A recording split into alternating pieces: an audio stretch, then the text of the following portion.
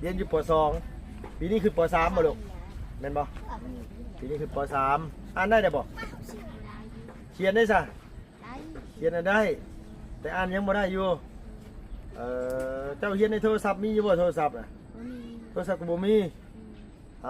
มันก็ยากแหล้วคันว่าเฮามีโทรศัพท์เฮายังบ่มาตอนแรกนี่เติมเน็ตใส่เข้าไปเรียนให้เพิ่นสอนอยู่ในหันเพิ่นอ่านแบบนี้ตัวนี้อ่านแบบนั้นตัวนั้นก็จังซี่อันว่านี่แน่โอ้ยสาวสำน้อยไปใส่เอ้ยบ่ได้ไปใส่ซั่นว่าบ่โทรศัพท์ก็บ่มีบ่อยากได้บ่อยู่บ่โทรศัพท์อยากได้แต่บ่มีเงินซื้อคันได้มาเลยสิเฮ็ดหยังคันได้มาเลยลุงขอจะถามเอาตัวนี้ก่อนได้มาเลย10นั่นด้วย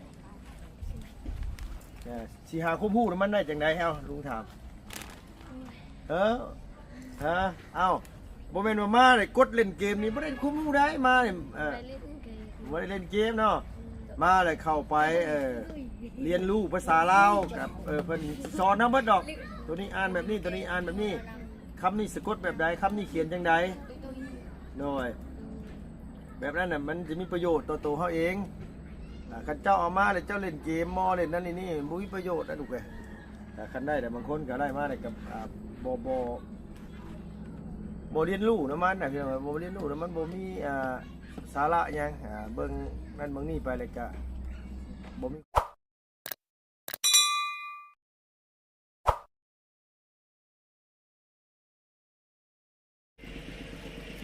อยู่เพื่อนกับใครลูกอะเพื่อนกับแม่ใช่แม่เจ้าน่ะไปแม่ไปใช่ไปโบลูกคือกันนั่งลงสวัสดีป้าลุงด้วยเดี๋ยวสวัสดีเด้อพ่อแม่พี่น้อง FC คุณยายจะดีบัดสุขคนกินบ่นี่กินอยู่เนาะมากอยู่บ่มากลาอายุจักปีนะลูก13 ปีตัวอยู่กันว่าเพื่อนนี่อยู่เพื่อนไผเสมอนี่น้ำไม่เท่านี่ลุงแก้ให้วางนี่กินเนาะกินน้ำบ่น้ำก็ได้ดอยอันเมื่อวานนี่เพิ่นมาเนี่ยเพิ่นอันซักลากไข่ได้ใส่ห้อยใช้ดูล่ะอันนี้เพราะอันนี้ห้อยพี่เพราะโอ้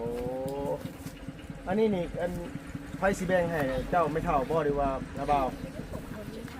ไม่เท่าเจ้าแบงให้โดยเดี๋ยวลุงขอจะถามลุงชื่อลุงเฮิมเด้อลุงเฮิมบ่ใช่ได้สุก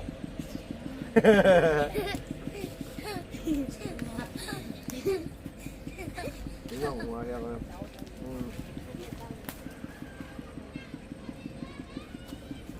เจ้ามีน้องจักคนใช่เด้ลูกชายผู้เดียวบักลาเป็นลูกผู้เดียวบ่พ่อกับแม่แยกทางกันบ่ดีว่าพ่อตายปะหรือว่าไหนฮะพ่อตายแล้วเป็นยังจังตายดูอะเป็นไข้พ่อเจ้าเป็นคนบ้านใดบ้านยังไข้คือกันเนาะพ่อเป็นคนบ้านนี้แม่เป็นคนบ้านนี้แต่วันนี้เนี่ยพ่อเจ้าเป็นไข้ตายได้จักปีละ25 ปีจักปีนะประมาณ20 ปีเนี่ยเจ้าหาจะเกิดเลยเนาะเจ้าได้จักปีนะประมาณ10 ปีเนาะเมื่อไหร่จำความได้อยู่ว่าพ่อตอนพ่อเสียบ่จือเลยพ่อดังๆในไม้ลุงบ่มีไม้ลุงอันนี้ว่าดังๆเป็นว่าพี่น้องบ่ได้ยินอันนี้ก็คือเมื่อวานเข้ามาอยู่พี่น้องเนาะแต่ว่าทีมงานเข้ามากันหลายคนเมื่อวานนี่ก็บ่ได้เว้าบ่ได้แอนกับน้องเพิ่นเนาะทางทีมงานลุงบ่ได้เข้ามาบ่ดุมื้อมื้อเช้ามีไผมาในมื้อเช้านี่บ่มีไผมาเลยโดยมีไผมาเลยเนาะกินข้าวกับยังมื้อนี่เฮ้ยมีขัวมีกับกินข้าวกับขัวมีมีขัวมีขัวมีเนาะเขาเดินขัวมีโ รือว่าภาษาลาวเขาก็เอิ้นต้มมาม่าต้มไวๆอันนี้เพิ่นเว้าจะกลับกันพี่น้องจะกลับกันนั่นเองเขาเรียนอยู่ปอใดล่ะ กระสอบ อยู่ปสองปีนี้ได้เข้าอยู่ปีนี้กะปีนี้เป็นยังคือบ่ได้เข้า ได้ข้าว ออกแล้ว บ่ออกเรียน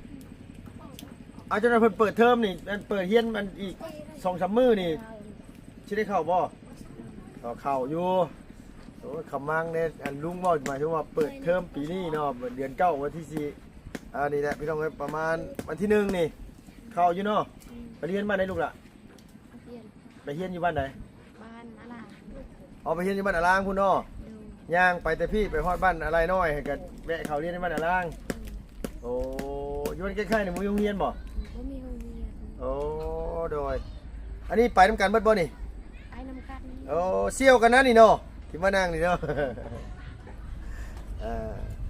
เรียนอยู่ป .2 ปีนี้คือป .3 บ่ลูกแม่นบ่ปีนี้คือป .3 อ่านได้บ่เขียนได้ซะ ได้ เขียนได้ แต่อ่านยังบ่ได้อยู่เจ้าเขียนในโทรศัพท์มีอยู่บ่โทรศัพท์น่ะ บ่มี โทรศัพท์ก็บ่มีมันก็ยากแหล้วคันว่าเขามีโทรศัพท์เขายังบ่มาตอนแรกนี่เติมเน็ตใส่เข้าไปเรียนให้เพิ่นสอนอยู่ในหันเพิ่นอ่านแบบนี้ตัวนี้อ่านแบบนั้นตัวนั้นก็จังซี่อันว่านี่แน่โอ้ยสาวสำน้อยไปใส่เอ้ย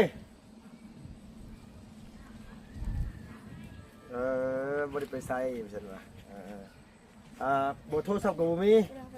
บ่อยากได้บ่อยู่บ่โทรศัพท์ อยากได้ อยากได้แต่บ่มีเงินซื้อคันได้มาเลยสิเฮ็ดหยังคันได้มาเลยลุงขอจะถาม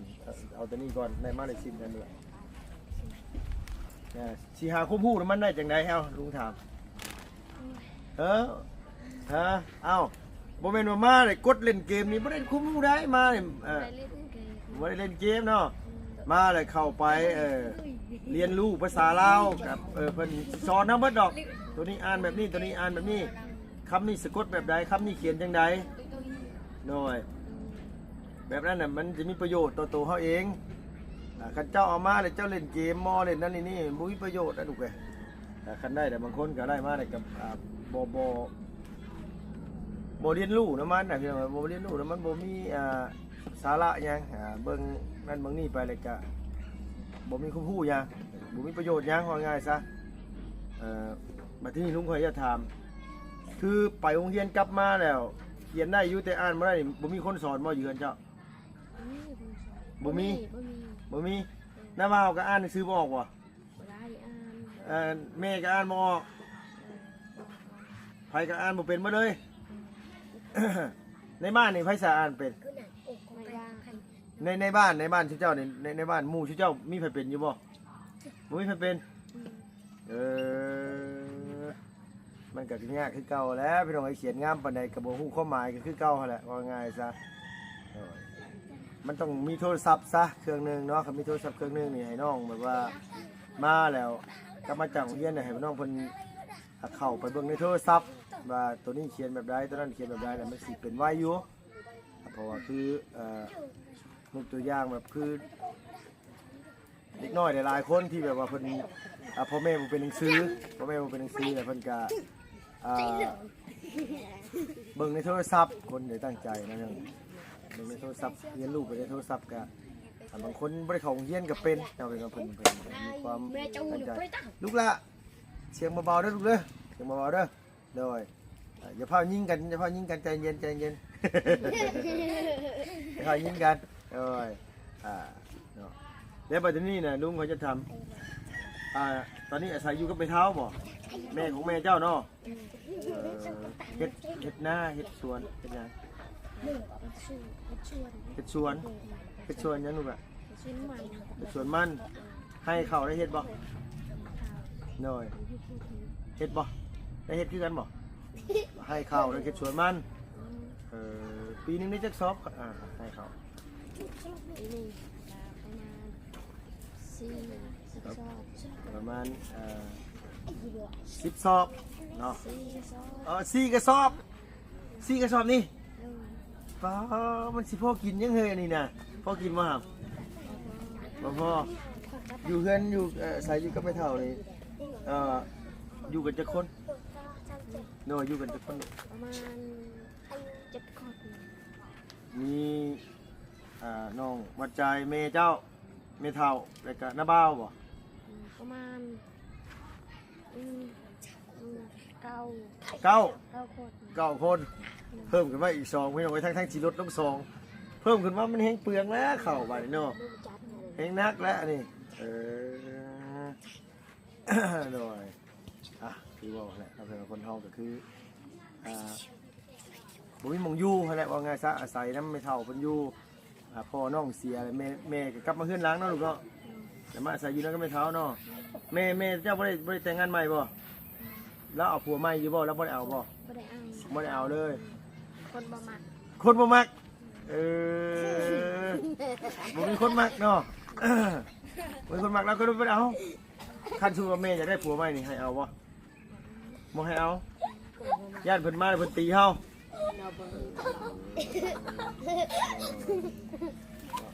คือว่าวันนั้นพี่น้อยเพิ่นสิบ่ญาติกินได้ลูก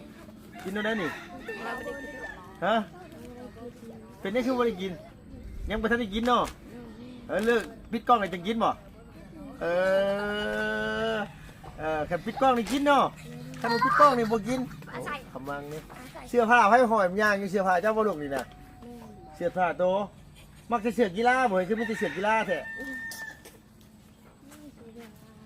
เบิ่งฮะเบิ่งลายนี่คือทีมเอาเชียร์แท้วะโอ้เชียร์แมนยูบ่แท้ลงมาเบิ่งดูลงมาเบิ่งอยู่ฮะลงมาอยู่ตัวนี้นี่พี่น้องเอ้ยเนาะตัวแดงนะลูกตัวหลังตัวนี้แหละพี่น้องเอ้ยนี่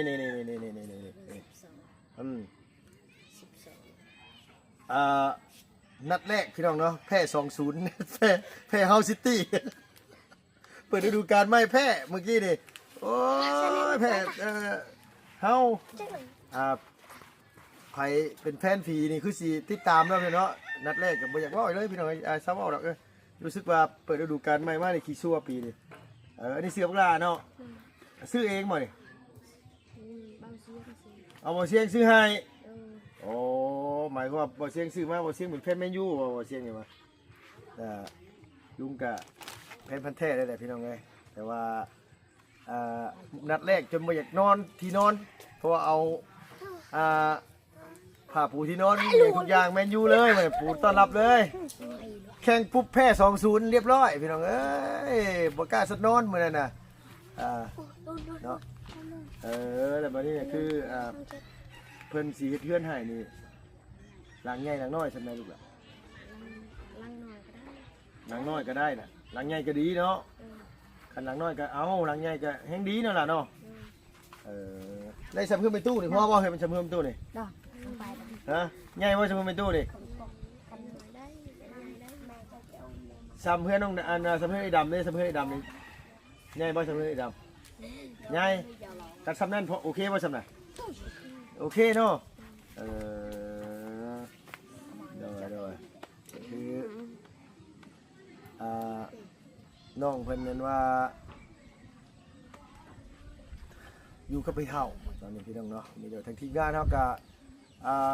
ฮู้จักกับน้องเพิ่นมาแต่เคยมาแต่หึงเลยล่ะมาแต่เป็นโดนเติบตอนนั้นน่ะคือน้องเว้าลาวบ่ได้เลยน้องวัดใจเว้าลาวบ่เป็นตอนนั้นเนาะล่ะเนาะมองง่ายก็คือเว้าลาวบ่รู้เรื่องเลยแหละตอนนั้นว่าทางทีมงานเฮาเข้ามาก็บ่มีแนวคืบหน้าตอนตกมาเดือนเมื่อกี้นี่แหละเพียงเนาะตกมาเดือนเมื่อกี้นี่ก็ทั้งทีมงานเขาเข้ามาใหม่เข้ามา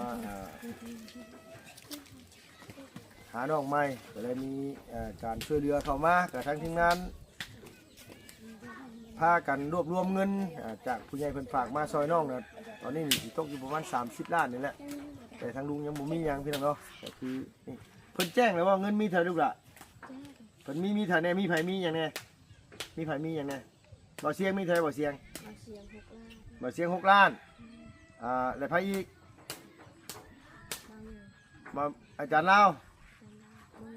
อาจารย์ลาวฮู้บ่แล้วก็มาบุญสารวัตร 3 ล้าน บ่จัน บาจัน บ่จันบ่ฮู้ ว่าบุญฉลอง13ล้านบ่ก็คือรวมกันแหละพี่น้องหลายคนอยู่ในเรื่องนึงมันปรึกษากันในทีมงานว่านแต่ว่าไล่ประมาณเกือบ30พุ่นแหละ30อัพเลยล่ะตอนนี้นะก็มีแต่ว่าทั้งทีมงานสิสั่งไม้สั่งตอกมาให้น้องเพิ่นแล้วก็สิหาต้นหาสร้างมาให้เฮ็ดเพื่อนให้น้องคนนี้แหละเนาะสายเพิ่นอันนี้นี่พาลุงเลาะเบิ่งดูนั่นว่ารักใดฮอดรักใดลูกล่ะอันเพิ่นแบ่งให้ดิบน่ะใช้จะใช้อันนี้น่ะแต่พี่บ่รักมีมารักพี่โอ้โดยแล้วก็ใส่ต้นไม้หันบ่เอามาใส่ต้นไม้พี่เนาะมาใส่กกขี้เล็กนี่กกมะกะทินนี่ได้ใส่เฮ็ดได้กกมะกะทินนี่สิเอาออกได้นี่น่ะตัดไปบ่ฮะเจ้าบ่ขึ้นตัดนี่ปอโตบักล่าขึ้นเองเลยบ่ย่านบ่เลยย่านเลยขมังก่อนย่านขมังขึ้นเองขมังฉันพี่น้องเอ้ยขนาดขมังนี่คือเบิดทางแล้วเฮ็ดหยังบ่เป็นแล้วคันขมังนี่คือจำเป็นต้องได้เฮ็ดละอันนี้ตูบอันนี้นี่เพิ่นเช็ดให้ใหม่บ่หรือว่าบ่ได้เฮ็ดแล้วบัดนี้น่ะบ่ลูกเพิ่นเช็ดให้ใหม่บ่หรือว่าเพิ่นบ่เฮ็ดแล้วหรือว่าเพิ่นถ่ายเฮ็ดเทือนบัดเดียวบ่อันเพิ่นหยุดเนาะนี่เนาะเพิ่นหยุดเพิ่นบ่เฮ็ดตัวนี้เนาะมีแต่ว่าเพิ่นสิว่าถ้าเฮ็ดเทือนบัดเดียวเลยใส่แล้วพี่น้องเอ้ยมาทางพี่พุ่นละโอ้บันชวนยาบันชวนโดยบันชวนโดยทางเมตู้น้องวัดใจพี่น้องเอ้ยเมตู้เจ้าบ่ลูกน่ะแม่นบ่เมตู้เนาะ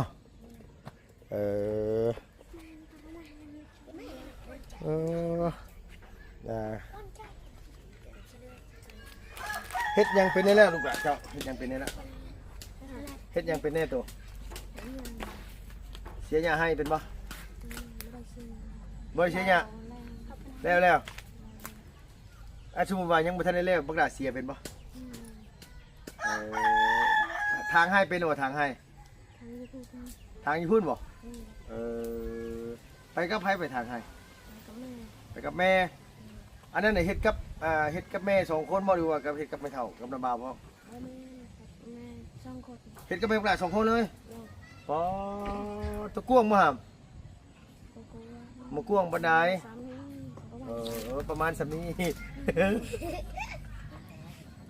มันหมายเขตเลนบ่ได้พี่น้องไงว่าไงประมาณสำนี้นี่คือแบบคือสิบ่ใหญ่ปานใดคันสำนี้นี่สิรอบโตนี่คือสิใหญ่เด้อพี่น้องอันนี้น้อยเดียวเนาะลูกเนาะสำนี้เนาะโดยเนาะก็คือบ่ใหญ่ปานใดพี่น้องเอ้ยเฮ็ดกับแม่2คนนำเข้าเบิดจักนี่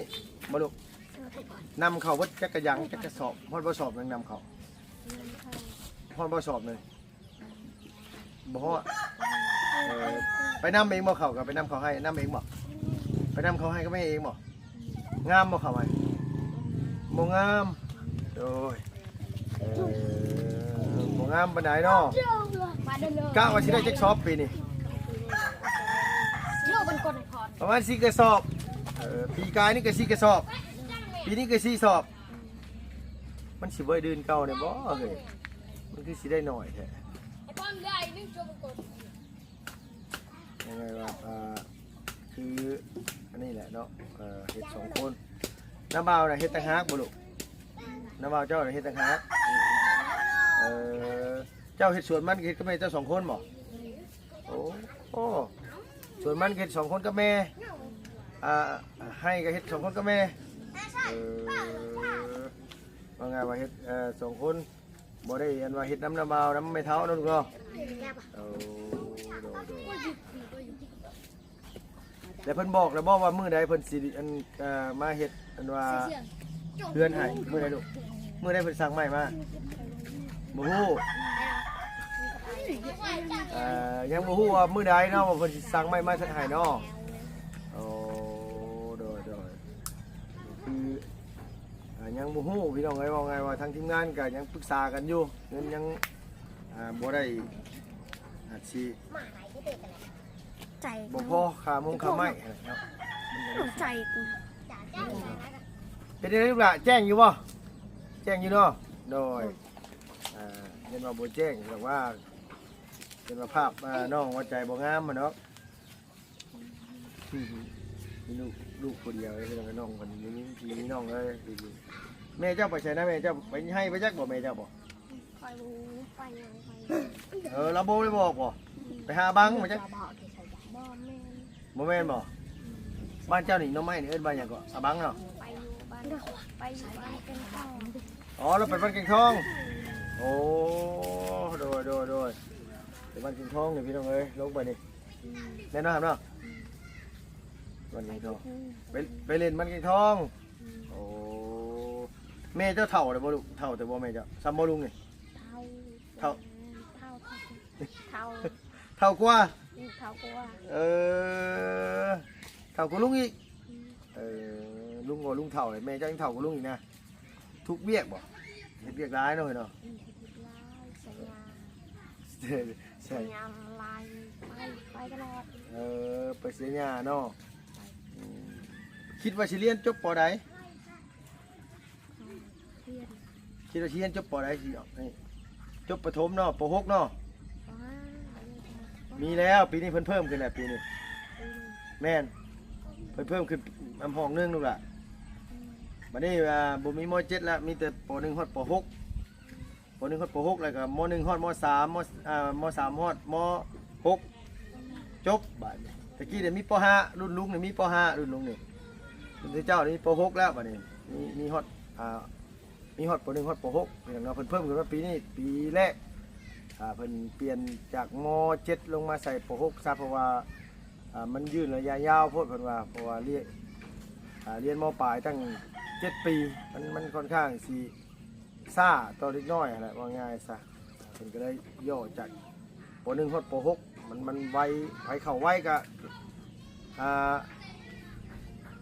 ได้เรียนไวแล้วก็สิมีความรู้ไวก็ขึ้น